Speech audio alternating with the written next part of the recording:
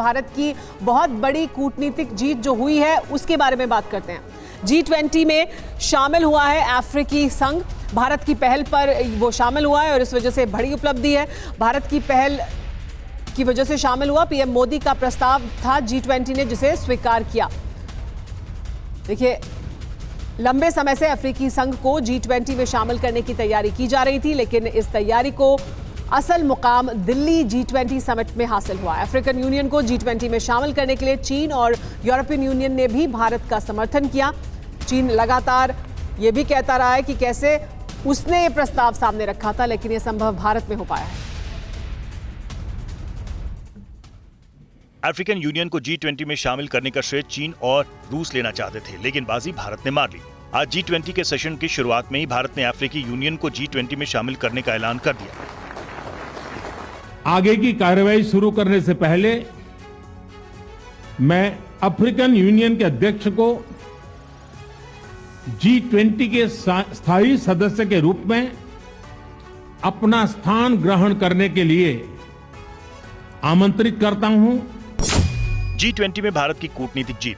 अफ्रीकी यूनियन बना G20 का सदस्य। अफ्रीकी यूनियन में 55 देश सदस्य हैं। भारत की अध्यक्षता में G20 में शामिल हुआ अफ्रीकन यूनियन। चीन ये दावा कर रहा है कि अफ्रीकी यूनियन को G20 में शामिल करने की मांग सबसे पहले उसने की थी। रूस भी अफ्रीकन यूनियन को G20 में शामिल करने का श्रेय लेना चाहता था, लेकिन भारत ने अफ्रीकी यूनियन को G20 का सदस्य बनाकर बड़ी कूटनीतिक जीत हासिल की है।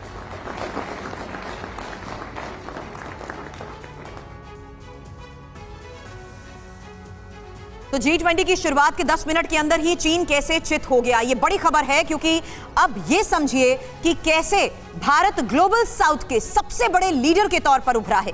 ये साबित हुआ कि ग्लोबल साउथ की पताका भारत के हाथ है और चीन ने भी की थी अफ्रीकी यूनियन को G20 में शामिल करने की कोशिश। हालांकि चीन की श्रेय लेने की कोशिश पूरी तरीके से नाकाम रही है और G20 के मंच पर भारत की कूटनीति चीन पर कैसे भारी पड़ी है, ये समझना भी बहुत महत्वपूर्ण है। हालांकि अब मैं इंफॉर्मेशन वॉल का रुख करना चाहूंगी और विदेश मामलों के जानकार निनाद भी इस वक्त हमारे साथ हैं। मैं चाहूंगी कि आप भी मुझे इस बीच ज्वाइन करें, क्योंकि ये हम आपको बताने जा रहे हैं कि कैसे अफ्रीका में भारत चीन का कारोबार कितना है और कौन सा देश अफ्रीकी यूनियन के हित में भी है और कौन नुकसानदायक भी है। हालांकि यहां सबसे पहले कारोबार की दृष्टि से समझिए, क्योंकि भारत और अफ्रीका का 81 खरब 46 अरब का कारोबार है, वहीं चीन और अफ्रीका का यह कारोबार है 20 खरब यूएस डॉलर का। अगला निवेशक के तौर पर अगली स्लाइड प्ले करिए। निवेशक के तौर पर भी देखना होगा कि भारत अफ्रीका और चीन अफ्रीका के संबंध कैसे हैं। नेक्स्ट स्लाइड पर आइए। कारोबार के साथ साथ निवेशक को लेकर भी डेटा है, क्योंकि यहां शीर्ष में पांच शामिल प्रोजेक्ट्स बताए जा रहे हैं, जबकि ये चौथा स्रोत है,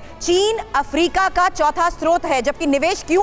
क्योंकि समृद्ध अफ्रीका की सोच के तहत भारत जिस तरीके से निवेश करता है उस पर निनाद जी मैं आपका कमेंट चाहूंगी, क्योंकि संसाधनों पर नजर रहती है, कब्जे की ये रणनीति का ही नजर आता है। वहीं विदेश नीति के तौर पर देखें तो समावेशी, जहां पर हम ये कह सकते हैं इंक्लूसिव, और जहां सबको साथ चलने की बात हमेशा भारत कहता है, उसी के तौर पर वो अफ्रीका को देखता है। जबकि ये भेदभावपूर्ण रवैया चीन का हमेशा सामने आया। और पांचवी और महत्वपूर्ण बात है कि किस तरीके से ये आपसी संबंध रहे हैं, पुराने सांस्कृतिक संबंध रहे हैं, और वहीं पूरी तरीके से जियोपॉलिटिकल नजरिए से ही चीन अफ्रीका को देखता है। ना आपने बिल्कुल ठीक कहा। देखिए, जब भारत निवेश करता है तो वो अफ्रीका के साथ चलता है, पर जब चीन निवेश करता है, मैं आपको एक एग्जांपल दूंगा, इतने बड़े निवेश के बाद भी चीनी 3 लाख अपने मजदूर लेकर अफ्रीका गए हैं। वहाँ अफ्रीकी मजदूरों को नहीं काम करने देते, भारत अफ्रीकी मजदूरों को काम करने देता है। यहाँ पे 2 महत्वपूर्ण पॉइंट्स हैं। एक तो हमारा निवेश बढ़ रहा है और चीन का घट रहा है पिछले 5 साल में अफ्रीका में। दूसरा, अफ्रीका वहाँ जाएगा जहाँ आज एशिया है, तो Africa is a bet on the future. Africa के लिए जो नई होड़ लगी है, जो बात आपने कही है, भारत अफ्रीका के संबंध किस तरीके से मजबूत हो रहे हैं और किस स्तर पर हो रहे हैं, इंफॉर्मेशन वॉल पर अगली डिटेल वही होगी, क्योंकि यहाँ ये समझना जरूरी है कि किस तरीके से इंपोर्ट एक्सपोर्ट होता है। और वही डेटा भी हमारे सामने है, जहां देखिए भारत से क्या निर्यात होता है, पेट्रोलियम प्रोडक्ट, अनाज, कपड़े और सॉफ्टवेयर। हालांकि आयात क्या होता है, क्रूड ऑयल, कोयला, सोना और दूसरे खनिज। वहीं सबसे ज्यादा निवेश वाले देश भी देख लीजिए कौन कौन से हैं, जहां साउथ अफ्रीका, मॉरिशस और मोजाम्बिक, सूडान और मिस्र हैं। वहीं भारत के सहयोग की निनाद जिस तरीके से आप बात कर रहे थे, देखिए आतंकवाद के खिलाफ लड़ाई और साइबर सुरक्षा और नई टेक्निक पर हमेशा जोर रहा है। अब देखिए हम लोग भूल जाते हैं कि कुछ इंडियन कंपनीज वहाँ घरेलू नाम है, जैसे एयरटेल वहाँ की सबसे बड़ी टेलीफोन कंपनी है, इंडोरामा सबसे बड़ी सीमेंट कंपनी है। तो कहने का मतलब ये है कि अभी अफ्रीका पिछड़ा हुआ है, पर अगर भारत जो ग्लोबल साउथ की लीडरशिप कर रहा है वो बिना अफ्रीका के नहीं कर सकता। और अब G20 में इंक्लूड करने का मतलब ये हुआ है कि भारत की पहल से दुनिया भी अब अफ्रीका को सीरियसली लेगी। लेकिन पिछड़ा हुआ आपने कहा, क्या यही वजह है कि चीन का सबसे ज्यादा आक्रामक रवैया नजर आता है, या चीन का इतना इंटरेस्ट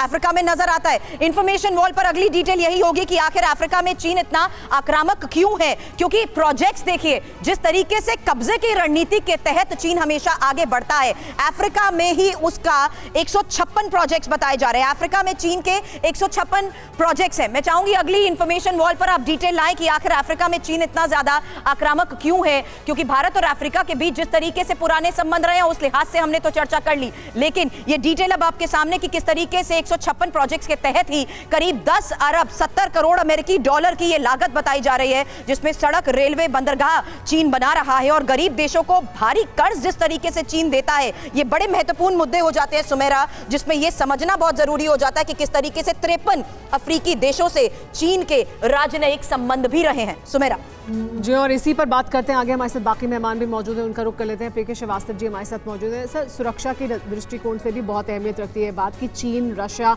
लगातार अफ्रीका में अपने आप को मजबूत कर रहे हैं, उनकी बल्कि मजबूत मौजूदगी है। ये भारत को कितना स्ट्रॉन्ग फुटिंग देता है?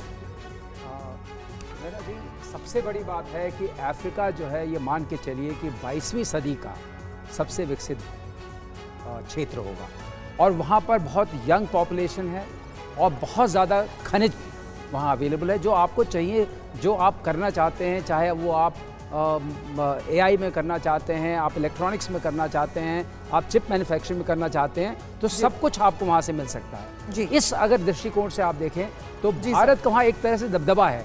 भारत जाता है उनके विकास के लिए, उस विकास में साझेदारी होती है। Sir, I am really sorry to butt in. Manish हमारे सहयोगी के पास इस वक्त सबसे बड़ी खबर है, जहां अब किस तरीके से प्रधानमंत्री ने चीन को करारा जवाब दिया है। Over to you Manish. बिल्कुल सुरभि, देखिए अभी तक लगातार हम सुनते आए थे कि चीन ने वसुधैव कुटुंबकम को लेकर बड़ी आपत्तियां दर्ज की थी। अब सोचिए इससे बेहतर मौका क्या होता कि G20 के पहले सेशन में जब चीन के प्रधानमंत्री सामने बैठे हुए थे, तब प्रधानमंत्री नरेंद्र मोदी ने चीन को करारा जवाब दिया है। उन्होंने अपने संबोधन में बार बार वसुधैव कुटुंबकम का जिक्र किया। उन्होंने उसे बताया कि वसुधैव कुटुंबकम के मतलब क्या होते हैं, और साथ ही में उन्होंने ये भी कहा कि भारत जो है वो भारत भूमि, चाहे वो मदर ऑफ डेमोक्रेसी हो या भारत आस्था, अध्यात्म और परंपराओं की डाइवर्सिटी वाली भूमि है। यहाँ पर अनेक धर्मों ने जन्म लिया है। साथ ही उन्होंने one earth, one future, one family पर जो चीन की आपत्ति थी उनको भी खारिज करते हुए उनकी भी चर्चा की है। और वसुधैव कुटुंबकम को उन्होंने बताया, चीन के प्रधानमंत्री को सुनाया, अगर मैं कहूँ तो गलत नहीं है, कि वर्ल्ड इज वन फैमिली के मूल भाव पर आधारित है। तो जो चीन को ये लगता था कि वसुधैव कुटुंबकम संस्कृत भाषा का शब्द है और वो हमारी समझ में नहीं आता है, तो आज प्रधानमंत्री नरेंद्र मोदी ने अपने संबोधन में चीन के प्रधानमंत्री की मौजूदगी में चीन को समझाया कि वसुधैव कुटुंबकम का मतलब क्या होता है। जी हाँ, लेकिन मुद्दा तो यह है कि चीन भी समझता है कि वासुदेव कुटुंबकम का मतलब क्या होता है। दरअसल आपत्तियां तो किसी और वजह से